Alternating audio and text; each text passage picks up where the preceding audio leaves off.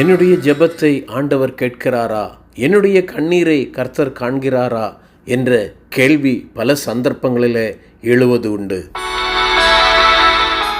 ஒரு பக்தனாகிய ராஜா தேவ சமூகத்தில் ஜெபித்த பொழுது, கண்ணீரோடு தேவ சமூகத்தை அண்டின பொழுது, அங்கே அவனுக்கு தேவன் கொடுத்த பதிலைத்தான் இந்த காலங்களில் வாசிக்க இருக்கிறோம்.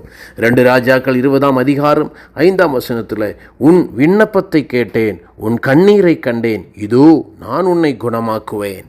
இங்கே இந்த ராஜா தேவ சமூகத்தில் கண்ணீர் விட்டது தன்னுடைய விடுதலைக்காக.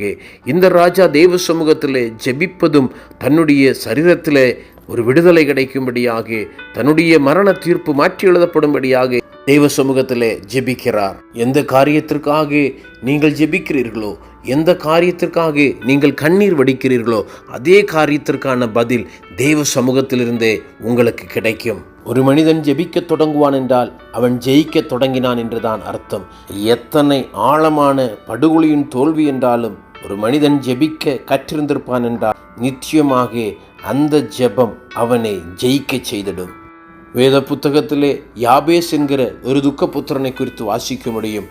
இவர் தேவ சமூகத்திலே ஜெபிக்கிறார். தான் வேண்டிக் கொண்டதை அவனுக்கு தேவன் அருளினார் என்று அங்கே வசனம் சொல்லுகிறதோ. இந்த காலை வேளையிலே தேவ பிள்ளையே, நீ தேவ சமூகத்திலே கண்ணீர் விடுகிறதை காண்கிற ஒரு தேவன், நீ தேவ சமூகத்திலே ஜெபிக்கிறதை கேட்கிற ஒரு தேவன் உண்டு.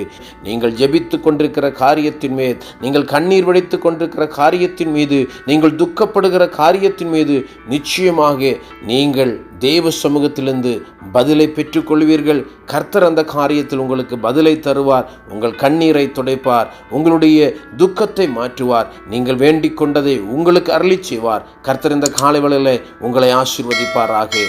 God bless you.